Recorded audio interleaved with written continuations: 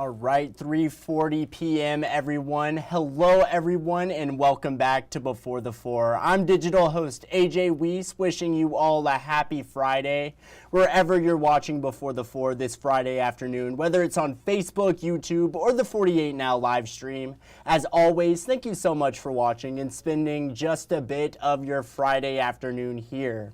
Now first, with our top stories, let's begin with a look at the weather. A first alert weather day has been declared for today due to the threat of rain and strong storms that could be moving into the Tennessee Valley later on tonight and over the weekend. Chief Meteorologist Brad Travis with what you need to know ahead of the weekend. Brad? Well, good afternoon, everyone. It's Friday, pretty much what we expected, but we're getting it more in the scattered variety as far as the storms go. We've got some really intense thunderstorms. That's the way they usually get this time of year. There's so much heat out there. Severe thunderstorm warnings kind of spotted across the area. We've got a lot of wind with a few of these thunderstorms, especially this one over here near Gurley and into Woodville through the Paint Rock Valley. Wouldn't be surprised if we get some 60+ mile-per-hour winds with this area, and this is moving towards Pleasant Groves and Skyline, and also another area right over High Top with some very high wind there. Again, these are all appear to be downburst type winds. There's going to be a lot of low-lying clouds out there, but no real threat for tornadoes today. Perhaps a brief spin-up tornado threat depending on the form the line takes tomorrow. Here's the timeline for Saturday. Another first alert weather day, 11 a.m. to 2 p.m. out west. 12 p.m. to 3 p.m. I-565 and I-65 corridor, including all the Huntsville metro area. And then 1 p.m. to 4 p.m. Scottsboro down to Lake Guntersville over to Fort Payne. This will probably come through very quickly, about an hour to hour and a half time that it moves in. If you've got outdoor plans, make sure you have a way to get warnings because you may be getting them tomorrow with this damaging wind potential being the highest threat. Now this evening, we should see things clear out a bit. May get one last little round of thunderstorms here by 9 o'clock, but I think the atmosphere is probably going to be pretty worked over as we go through the overnight hours, some patchy fog, and then as we continue on your Saturday, here's a look at the noon hour. Intense line of thunderstorms coming through fairly quickly. Embedded within this, very strong winds, maybe up to 60 miles per hour, smaller hail, and there will be a brief tornado threat here if we get what we call this meso low that forms within this line, and that can happen, but right now no way to tell this far out. So just keep checking back for updates on that. 3-day forecast. We'll go over the 10-day forecast coming up at 4, but more storms Sunday and Monday, but the more intense storms coming tomorrow late morning into the afternoon. And tonight, after the evening newscast, after the 4, 5, and 6, at 9:30, there'll be Weather Extra going on here in the CTV Center. You can watch it wherever you're watching Before the 4 this afternoon. Again, that is tonight at 9:30. First Alert Chief Meteorologist Brad Travis will be back here, and he'll be giving all the latest that he's seeing on the radar. But now, heading into a bit of news, a story out of Marshall County that we developed earlier this afternoon. A Sardis middle school teacher is facing rape and sodomy charges after police say he sexually assaulted a 14-year-old girl. Now on Wednesday, Boaz police was contacted about the sexual assault, and the girl identified William Brock, that's who you see on screen, as the suspect. On Thursday, Brock was taken into custody during a traffic stop. A search warrant was then executed at his home in Boaz. According to officials, Brock confessed to the allegations. Brock was arrested and charged with rape, sodomy, and teacher engaged in a sex act with a student. Officials say additional charges may be coming as well.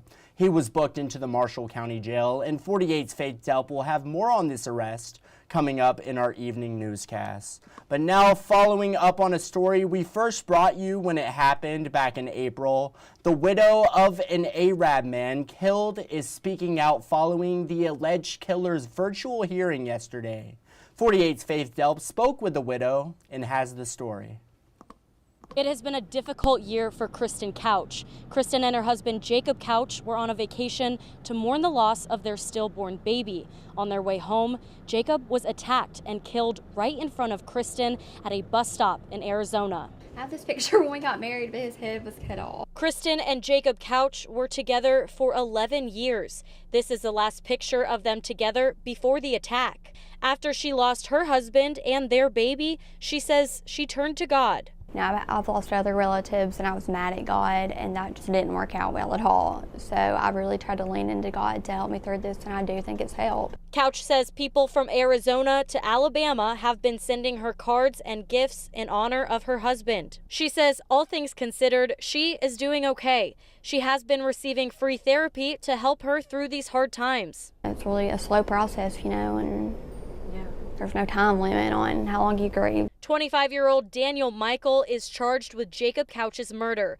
Record shows he told investigators that he was very drunk the night of the attack and didn't remember much. Kristen sat in virtually on one of Michael's court hearings today. She says she will be going to Arizona for his trial. I really hope that they, realize how brutal this was, and the only fair punishment is a life sentence. Right now, Michael's bond is set for $1 million. He does have a preliminary hearing set for July 28th, and Kristen plans to attend virtually again. Reporting in Gunnersville, Faith Delp 48 News, on your side. And now, after President Trump announced a travel ban to over 10 different countries, predominantly in the Middle East on Wednesday, 48's Callie Neese yesterday spoke with local experts on what this ban means. Let's take a look. A former U.S. attorney says he doesn't think this ban happened without careful consideration. He says that some of these countries on this list pose a genuine threat, while others are letting their citizens stay in the U.S. as long as they want. Jay Town is a former U.S. attorney. He told me that President Trump asked his top security advisors to compile a list of countries that had troublesome records with the vetting of people who come to the United States.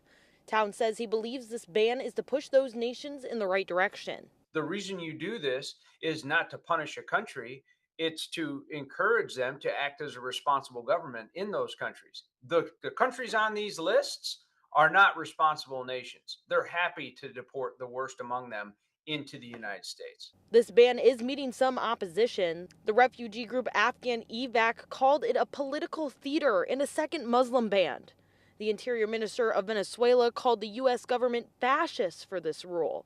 But Senator Tommy Tuberville says even though he had not had the opportunity to speak about the ban with Trump, he knows why he is imposing this ban and is standing by the president. There's a new sheriff in town. His name is Donald Trump.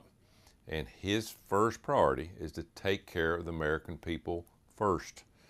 Town says this ban includes citizens of those nations who already have a visa. Even though they may have already been approved for a work or education visa, they cannot travel in and out of the U.S. into their country. For more information on this travel ban, visit our website, WAFF.com. Reporting in Huntsville, Callie Neese, 48 News, on your side. And now we're going to head to break, but coming up after the break, we'll talk about the surge of apartments here in the Rocket City, previewing Hydrofest, gotta talk about that, and we'll go over the annual youth fishing rodeo happening at Bronze Springs Lagoon tomorrow morning. It's all ahead. I'll be right back in 1 minute.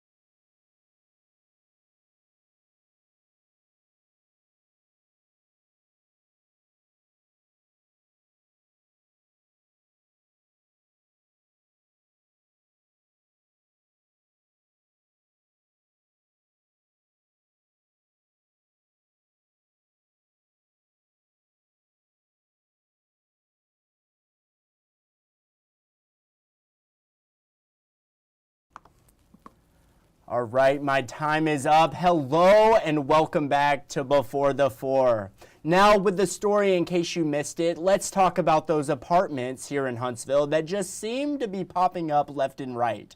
It's almost like you blink and there's another one built. A new study shows over 6,500 apartments were completed in the Huntsville metro area alone last year. They're going up at a rapid rate, and 48's Nick Ballinger reports on the impact these apartments are having on our city. Let's take a look. You feel it and you see it driving around town. I get people asking me all the time, I mean, what is going on with all these apartments everywhere? Crunkleton real estate land specialist David Wilson says apartments have been popping up at record pace. Wilson broke it down in a study where in 2024 alone, over 6,500 apartments were built in the Huntsville metro area. That's the same number it took Huntsville to build over a 12-year period from 2008 to 2020. But Wilson says with an occupancy rate of only 80%, developers are starting to avoid the Rocket City and its already high supply. Yeah, developers are having a hard time with their new apartment properties now. They're not leasing fast enough, and the rents that they're achieving are lower than what they should be. Lower rents and more leasing specials all over. Apartments are trying anything to win your residency over competitors. Wilson says it's not because they can, it's because they have to. They're trying to move these units, so they have to lower the rate. Huntsville's Director of Urban and Economic Development, Shane Davis, says it's all according to plan following a job surge. We had a math problem, and we're catching up to that. You go create 46,000 new jobs. You can put 1,500 to 2,000 new lots in the region on the ground. You got a math problem. Davis sees 80% occupancy as a good thing, meaning you have more power as the buyer. There's a very competitive market for the renter to go look at. You know, people are needing to earn that business, earn that lease. Building may be slowing down but not stopping. Just this week, a new 800-unit apartment complex in North Huntsville was announced. If we're honest about ourselves and we truly want Huntsville to be what we've been known for, high quality of life, affordability, a multifamily development is part of that solution. And now a favorite summer event here in the Tennessee Valley, of course, is coming up this weekend, and that is Hydrofest. Starting today and lasting until Sunday, a lot of cool stuff is happening in Guntersville. 48 Savannah Sapp gives us a preview of what to expect this year for the annual speedboat competition. Testing begins for racers, and while many spectators are excited to see the boat races, many locals are excited for the tourism dollars the races bring in. And that is bringing dollars and dollars to our community. Last year, Hydrofest brought $3 million in economic impact to our community, so we're hoping it does the same for this year. Haley Rutland is the director of Marshall County Tourism and Sports. She says Hydrofest has only grown over the last few years, bringing more money in, and in doing so, they've been able to add an entirely new class of racers to the event this year called Super Stocks. They're bringing in a whole different class of fans than the H1 Unlimiteds do. They, just have different followers that just follow those kind of races, and so we're hoping to bring, just new visitors to our area. I feel like Hydrofest and Rock the Dock would probably be our busiest time of the year. And all those visitors dine at local restaurants. Staff from Nash's at City Harbor say Hydrofest brings in hundreds of new customers each year, ready to fill their bellies. We have everybody come in from out of state, out of country, just a lot of crazy, cool people. We are luckily right here on the water, so we do see a lot of the flow of everybody coming in. It certainly sounds like a good time. I wanted to go last year, but the rain actually kept me from going, but I would love to go this year. I need to tell Brad to tell it not to rain tomorrow so that I can go out to Hydrofest, please. But Savannah will be further reporting from Lake Guntersville on all the festivities going on tonight in our evening newscast. So make sure to stick around for the latest. And of course, tomorrow is also Free Fishing Day here in Alabama. In honor of the special day, the Wally Vest Youth Fishing Rodeo is happening at Bronze Spring Park Lagoon.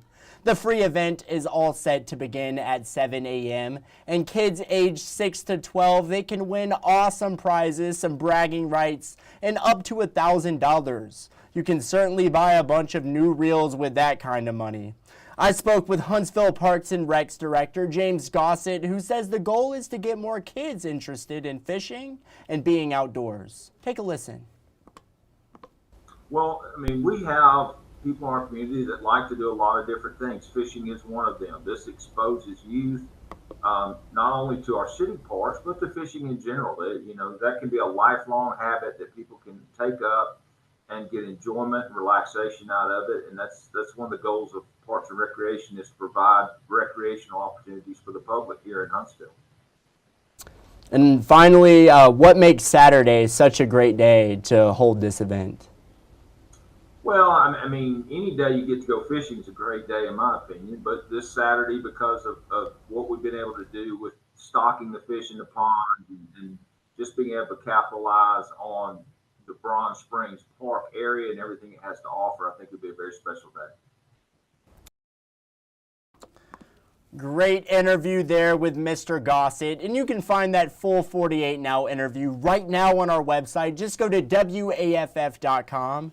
It's also available on the 48 Now section of our YouTube channel. Also this weekend, make sure to tune in to the 48 Recap with my fellow digital host Tatiana White. She'll be recapping this week's top stories. You can watch it wherever you're watching Before the 4 right now, and it begins tomorrow at 1:15 p.m. So jot it down.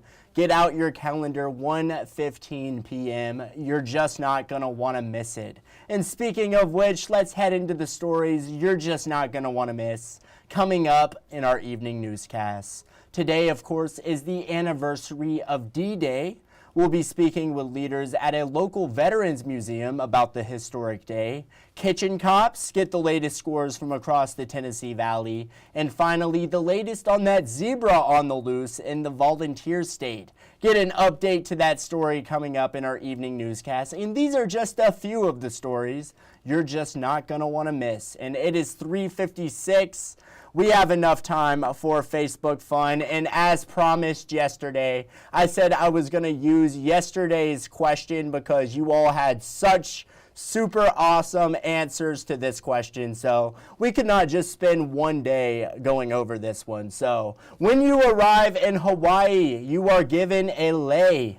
So when you arrive in Alabama, what should you be given? And let's see what you all had to say for day 2. Let's see, Rebecca said a bottle of white barbecue sauce. Gotta love that white sauce, absolutely. Thank you, Rebecca. Shasta said a houndstooth hat. Of course, Coach Paul Bear Bryant had the houndstooth hat. He made it super famous here in the Yellowhammer State. So, of course, you gotta have a houndstooth hat. Awesome comment there. Thank you, Shasta. Jason said a little rocket-shaped stress ball. Sometimes you need it, especially when driving on some of these roads. I need my little stress ball that's shaped like a rocket here in the Rocket City. Awesome comment there. Thank you, Jason. Michelle said a ticket for a tornado shelter. Ain't that the truth, especially this past year. 100%. Hopefully tornado season is out of here completely. There's no more tornadoes this year. Let's knock on wood for that. Michelle, thank you so much. Lindsay said some off or a fly swatter, and actually a very popular comment, some bug spray. Here in the summer, you're definitely going to need that. In a fly swatter, you need it all. You just need the full package there. Lindsay, thank you so much for commenting. And all of you who commented on yesterday's 48 Facebook question of the day, thank you so much. I greatly appreciate it. Well, y'all, that's all the time I have for today's Before the 4, but I hope you all have a great weekend. Enjoy tonight's evening newscast. And always, thank you so much for watching. You all have a great night.